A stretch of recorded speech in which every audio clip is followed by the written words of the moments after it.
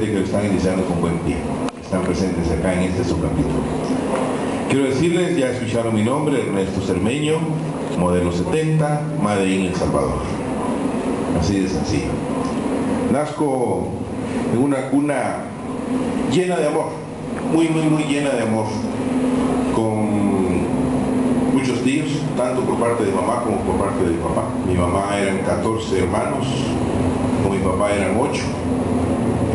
Y tanto mi mamá como mi papá, cuando me tuvieron a mí ya estaban bastante adultos. Mi mamá me tuvo a mí de 43 años. Mi papá ya tenía, en aquel entonces ya tenía 50 años cuando me engendró. Creo que fue el último suspiro de él. Y ellos se habían dedicado toda su vida a criar, a cuidar a sus sobrinos, tanto por el lado de la familia de mi mamá como el lado de la familia de mi papá. Y esto pues a ellos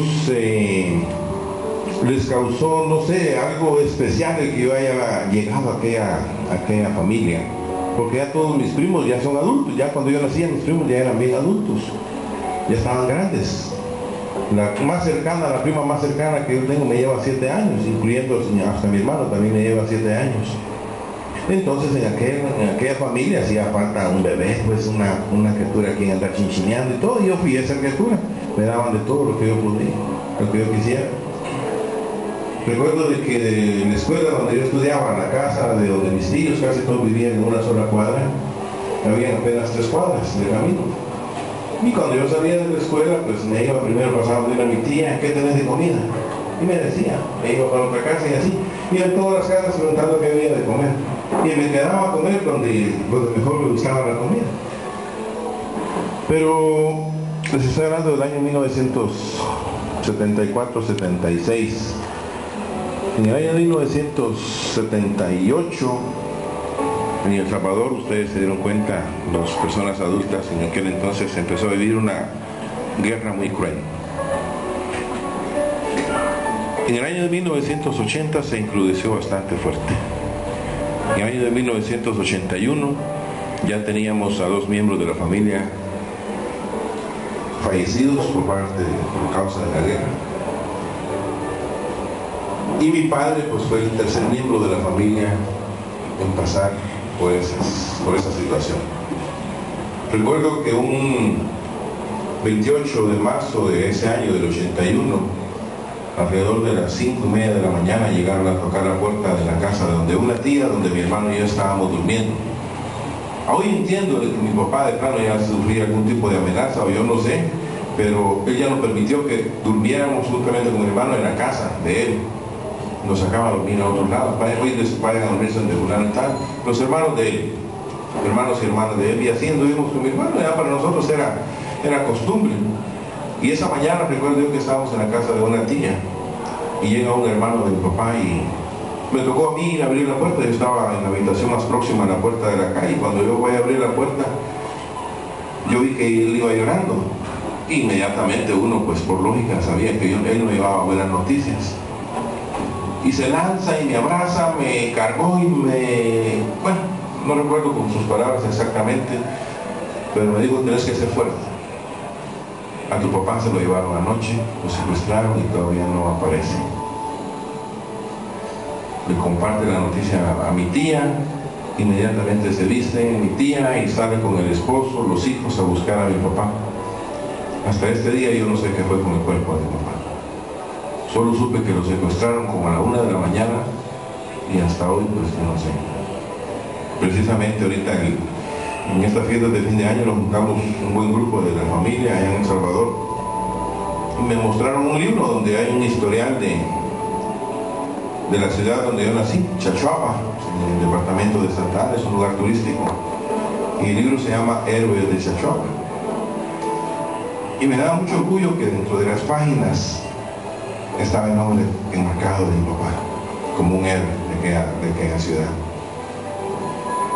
Y no sé, me llenaba mucho de orgullo ver eso. Y hoy por hoy, pues como decía Rafa, me hace falta mucho el viejo, pero así lo quiso Dios que sucediera.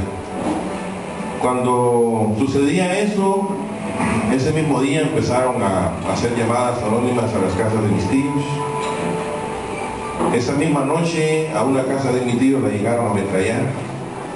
Yo no entendía, yo estaba pequeño, tenía 11 años, ya para cumplir 12, yo no entendía, yo no sabía por qué estaba sucediendo todo eso. Yo solo me daba cuenta de las cosas. Empecé a darme cuenta de la guerra porque cuando yo iba de casa a la escuela, los muertos los dejaban tirados en las cunetas de la calle. Para mí era común ver a un muerto. Hasta los irrespetábamos porque pasábamos sobre él. Y así fue el transcurso de los días. Ya nosotros ya no dormíamos incluso en las casas de nadie, de ninguno de mis tíos. Mi mamá, mi hermano y yo anduvimos pidiendo posada a la iglesia donde mi mamá asistía, o bien nos íbamos a dormir en el campo, en esas tierras de allá de Xaxuapa, son tierras cafetaleras, y nos íbamos a meter así al bosque de los cafetales. Y mi mamá ya no soportaba eso, y después de 7 u 8 días nos decía, mi hermano, mire, yo ya no aguanto esto, vámonos de aquí. Y vendió algunas pertenencias, que por supuesto no eran muchas, y juntó un poquito de dinero, muy poquito. Y salimos huyendo de El Salvador. Agarren lo que puedan, dijo, y yo agarré un poco de ropa. Tanto era así que la metí en un costal de azúcar, de aquellos de manta que venían antes, y todavía me alcanzó para hacerle nudo. Y me lo puse bajo el brazo y así pasé la aduana de San Cristóbal. Un 4 de abril de 1981. Por primera vez yo salí de El Salvador sin conocer a nadie, digamos como a las 5:30, 6 de la tarde a Jutiapa, ya estaba oscureciendo. Íbamos huyendo de aquel país, de esa guerra, 14 miembros de la familia. Mi mamá, mi hermano, yo y 2 tíos con sus respectivas familias. Y sin conocer a nadie en Jutiapa empezamos a tocar puertas. Empezamos a tocar puertas para pedir albergue, para pasar por lo menos esa noche. Y cuando la gente abría la puerta y les decíamos a qué íbamos, Cuchicapero, el familia de 14 gentes ahí, incluyendo una persona en una silla de ruedas, nadie se atrevía. Pero alguien nos dijo, me recuerdo yo que alguien dijo, miren, vaya, caminen ahí en aquella cuadra, ahí hay una señora que es paisana de ustedes y tiene una bodega de bebidas gaseosas. La casona es grande, dijo, vayan a buscarla, de repente ella tiene un espacio ahí, lo puede albergar, por ser paisana de ustedes, está bien. Y fuimos, lo encontramos, y nos dijo, miren, qué lástima, de veras. Y abrió el portonón, miren, tenía hasta el techo topado de bebidas gaseosas, no tengo espacio. Pero ¿saben qué? Mi nuera está encargada de un mesón, vamos, lo voy a llevar donde ella, y tal vez tiene alguna habitación de su padre, aunque sea ahí pasan la noche, que sean amontonaditos, pero lo importante es que no duerman a la intemperie. Y fuimos, y sí, ciertamente tenía una habitación. Era un mesón de muchas habitaciones, así en línea recta, y nos dijo, miren, vayan a ver aquella última habitación en la que tengo de su papá, si les gusta, pues pasen ahí la noche. Y fuimos a ver una habitación mucho más pequeña que esta. Y por ser la última, era una habitación que servía para todo menos para ser habitada. Era bodega, era letrina, era de todo. Y ahí pasamos la noche. Todos unos acurrucaditos, otros, los que yo era pequeño, pues logré acostarme. Los adultos pues hacían acurrucaditos porque no cabíamos en aquella habitación tantas personas. Y así fue nuestra primera noche en Guatemala. Los días transcurrieron, la economía de mi mamá se agotó, puesto que no llevaba mucho.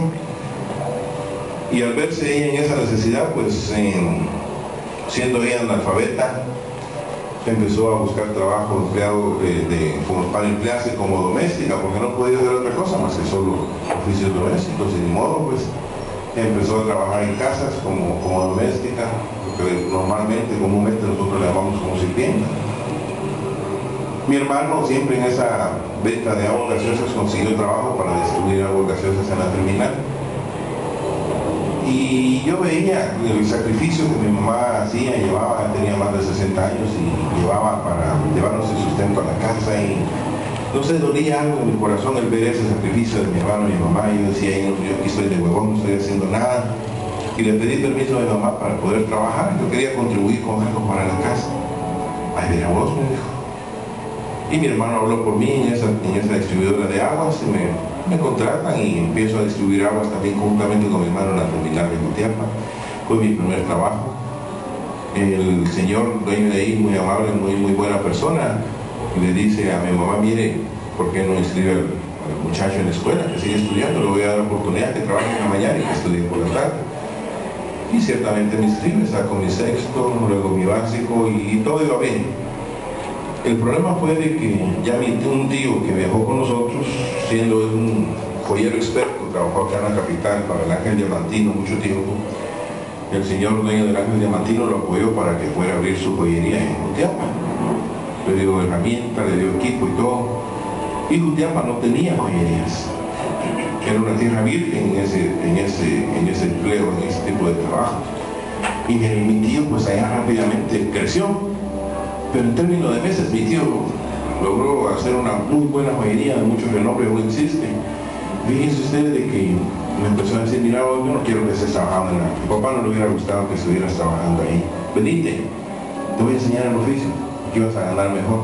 Y yo no quise, fíjense, porque yo ganaba dinero y si me iba a empezar a aprender un oficio, yo sabía que no iba a poder contar con una entrada económica como la que tenía ahí, porque a un aprendiz no se le paga. Pero como yo no le hice caso, desprecié la invitación que él me hacía, invitó a otro primo mío.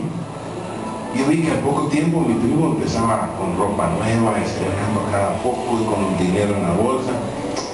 Yo lo que dejé ir, porque lo que yo ganaba ahí era bien escaso, pues. Entonces ahora fui yo quien le fui a decir a mi tío, mira, te voy a tener chance para mí, vení, papadito, ¿qué estás esperando? Y me fui con él y empezó a enseñarme el oficio. Y como les digo, por eso recalqué en un principio que yo era el niño mimado de la familia.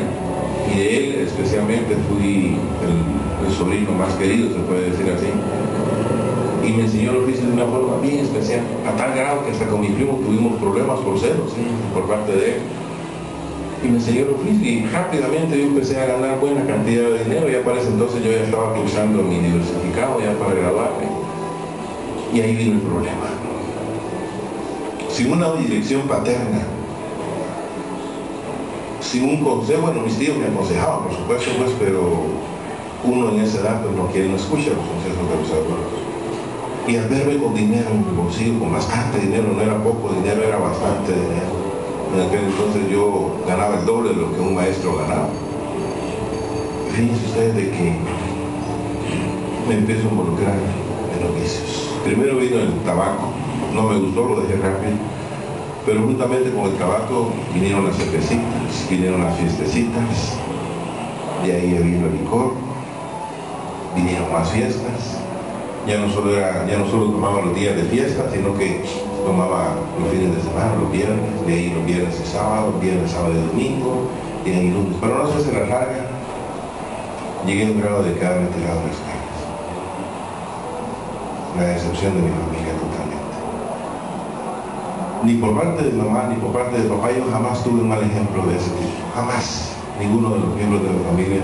Dicen que mi padre tomó cuando fue joven, pues, pero yo no había nacido, nunca lo vi. Y yo me empecé a convertir en la oveja negra de la familia. Conozco a la que actualmente es mi esposa. La conocí bolo. Me casé con ella bolo. Me recuerdo que el día del acto de nuestra boda, ella ya estaba esperándome en el salón de la boda. Y yo estaba enfrente en una caseta en un parque en Asunciónita chupando. Y los padrinos de la boda les tocó que ir a buscarme, ir a traerme para ir a sentarme ahí a firmar el acta. Ahí tengo alguna foto, si vieran ustedes qué horrible es venir borracho. Y así todo borracho hice la firma de matrimonio. Y esa era mi vida. Mi esposa pues, ni modo, no le esperaba nada bien con una persona así. Al poco tiempo yo empecé a maltratar a mi esposa, a agredirla verbal y físicamente. Ya estaba esperando a la primera criatura que tenemos, nuestra hija. Nace nuestra hija, el día que ella nace, yo llego como a la 1 de la mañana, bien borracho, casi como a las 6 de la mañana, ella me estaba despertando. Mira, fíjate que yo creo que ya van a nacer, ya siento los síntomas. Dormite, todavía te falta. Y cuando vi que la cosa era seria, rápido la llevé al hospital y cabal nació mi hija. Un 2 de octubre, Día de los Ángeles. De hecho, así le puse a mi hija también, María de los Ángeles. Y nuestro hogar, patas arriba. Seguían los pleitos, seguían los problemas, seguían las agresiones. Y queda embarazada de una segunda criatura. Y empiezo yo a reclamarle que por qué se había dejado embarazar, que si esa criatura nacía no iba a nacer en un hogar como tenía que nacer. Y miren, prácticamente yo le estaba diciendo de que abortara a ese feto, a esa criatura. Yo ya no quería más hijos para mi vida, porque según yo quizás me iban a hacer hasta estorbo para llevar la vida que yo llevaba. Pero no, ella se llenó de valor y siguió con su embarazo. Y nace mi segundo hijo, varón, Pablo Ricardo. Actualmente miembro de esta fraternidad, ya cuenta con 19 años. Y así, esa era mi vida. No quiero recalcar mucho en eso porque de verdad es la pena, solamente para que conozcan de dónde Dios me sacó. Una persona llena de vicios jamás va a tener una economía buena. Yo tenía deudas hasta la cara. El amigo que me presentó a mi esposa era buen cuate mío, buen amigo mío. De hecho fue vecino de comercio junto con Víctor Camayo Carranza, muy buen amigo mío. Él era el propietario de la casa que yo alquilaba y por ser amigo mío me soportó que yo le llegara a deber 9 meses de renta. Ya parecía don Ramón yo debiendo tanto de renta. Así estaba mi economía de mal. Y un amigo ya pertenecía a esta fraternidad, tenía una relojería y yo era relojero. Y él recibía trabajos de joyería, pero como no los podía hacer, me los llevaba a mí, que yo se los trabajara. Me los llevaba a las 6 de la tarde y los pasaba a recoger al siguiente día a las 8 de la mañana. Lo que no me gustaba a mí, yo le soportaba todo porque en realidad necesitaba de esas entradas. Pero lo que no me gustaba a mí era de que cuando él llegaba a dejarme el trabajo y cuando lo llegaba a recoger, me hablaba de esta fraternidad. Y me invitaba y me cantineaba para que yo asistiera. Y miren ustedes, todos los días era eso. Yo ya no soportaba, yo no aguantaba esa situación.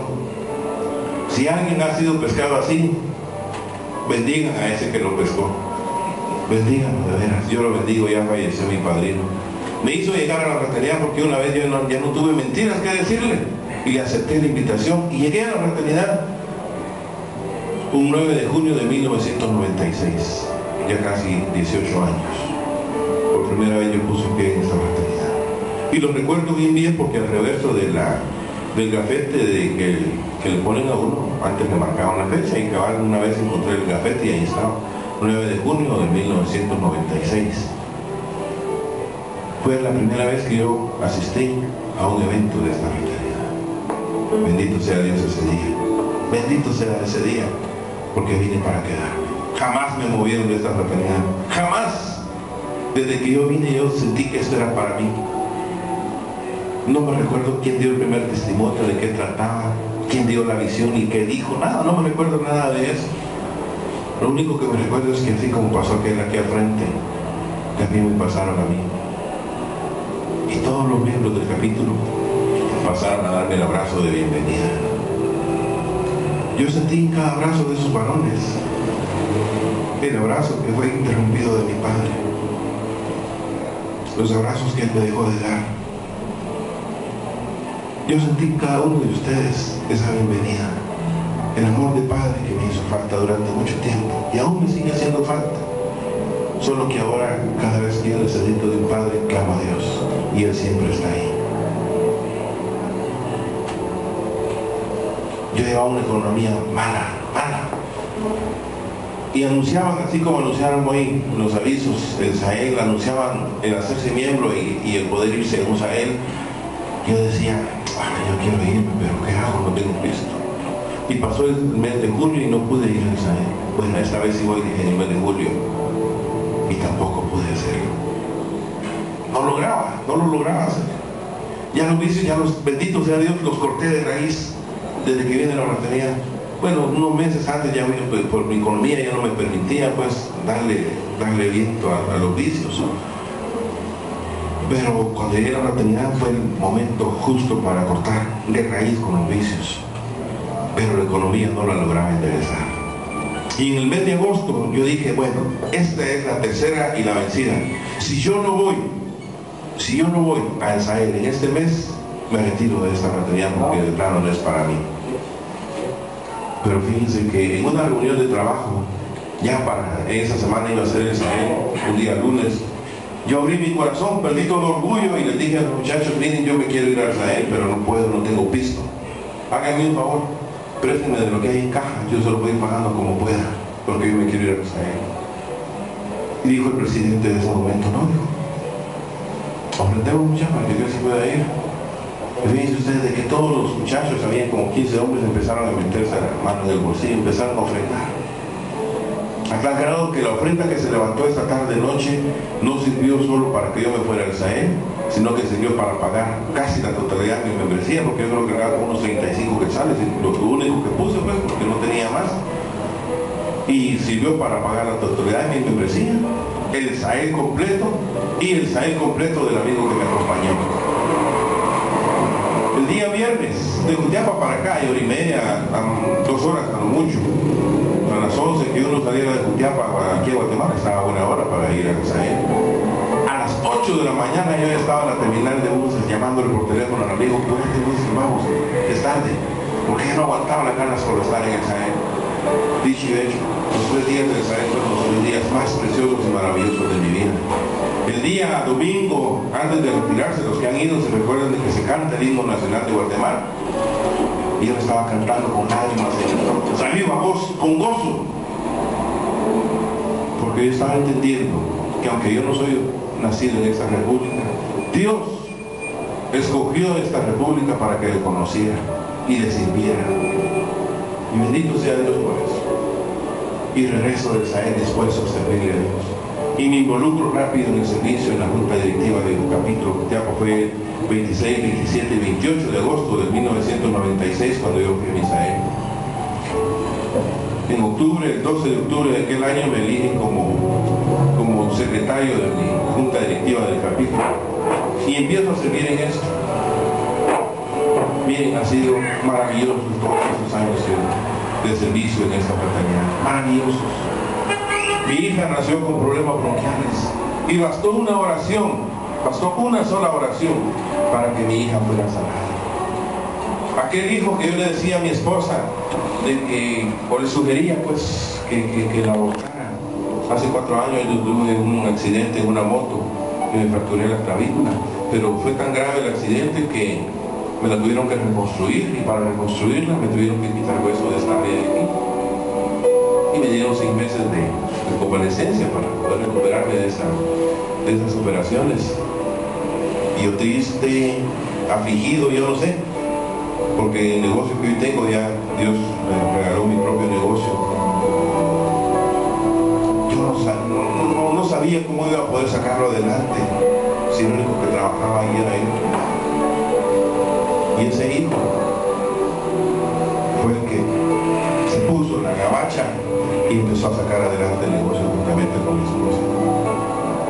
Durante esos 6 meses, miren, nunca hizo falta el alimento en la casa. Nunca. Los pagos, tanto de luz como de viajeros, y todos los pagos que se realizan en un comercio, estuvieron puntuales. Jamás hizo falta nada. Nunca hizo falta nada. Bendiciones y milagros han llegado a mi vida con ustedes, no tienen ni idea. Dios me regaló un negocio a los 2 años de haber venido a la fraternidad. Y nunca había hecho tanto como lo he hecho estando ya acá en esta fraternidad. A los 2 años de tener mi negocio, Dios me regala ya mi casa propia. Hoy cada uno de mis hijos tiene su propio vehículo, porque no vivimos en el centro del pueblo, vivimos en una aldea fuera del pueblo, y para movilizarse para las universidades en las que ellos asisten, pues hay necesidad. Bendito sea Dios, a cada uno de ellos tiene un vehículo. Y no lo digo por vanagloria, no, nada de eso, la gloria solo es para Dios. Lo digo porque si se recuerdan, yo les dije, nada más traía un costalito bajo el brazo cuando llegué a esta nación.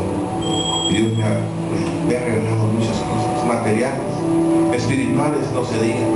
He ocupado los cargos más altos que se pueden ocupar dentro de mi iglesia, a la cual asisto. En esta fraternidad, este ya es mi 2.º periodo como director departamental. Ya anteriormente ya lo había sido. Le entregué el cargo a quien él me lo entregó a mí ahorita. Después de Víctor, yo he sido la persona que más veces ha sido presidente en el capítulo mundial. Dios me ha proveído, me ha dado privilegios grandes. A mí ya no me sorprende cada vez que me invitan, por ejemplo, a una convención nacional a participar. Ya este año cumplí con 5 participaciones en una convención. Miren ustedes, Dios ha sido lindo conmigo. En todas las formas. En todas las formas. Pero eso sí, hay un secreto.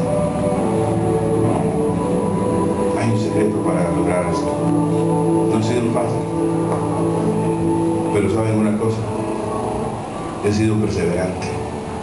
No solo en esta fraternidad, sino que también en mi iglesia.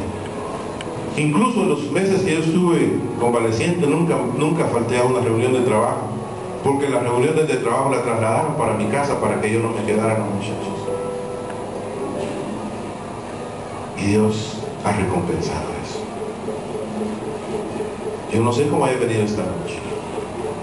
Quizás tus problemas son mayores que los que yo te platiqué esta noche, o quizás sean menos, yo no sé. Lo que sí sé es de que no estás acá sentado en esos lugares por gusto, ni por perder el tiempo. Quizás había muchas cosas que hacer. El amigo, supongo, de que vino de visita o está hoy de visita por su trabajo en Estados Unidos. Quizás hoy estuviera visitando al resto de su familia que dejó por acá, yo no sé. Algunos de nosotros quizás acompañando a nuestra esposa viendo la novela. Si así nos pasa muchas veces. O haciendo otras cosas, yo no sé. Hay muchas cosas que pudiéramos estar haciendo allá afuera. Pero estamos hoy acá. Y si estamos hoy acá, aprovechemos el momento. Arrebatémosle ese milagro que hemos venido buscando a Dios. ¿Por qué no cierras tus ojos? ¿Por qué no cierras tus ojos? Yo quiero orar por ti.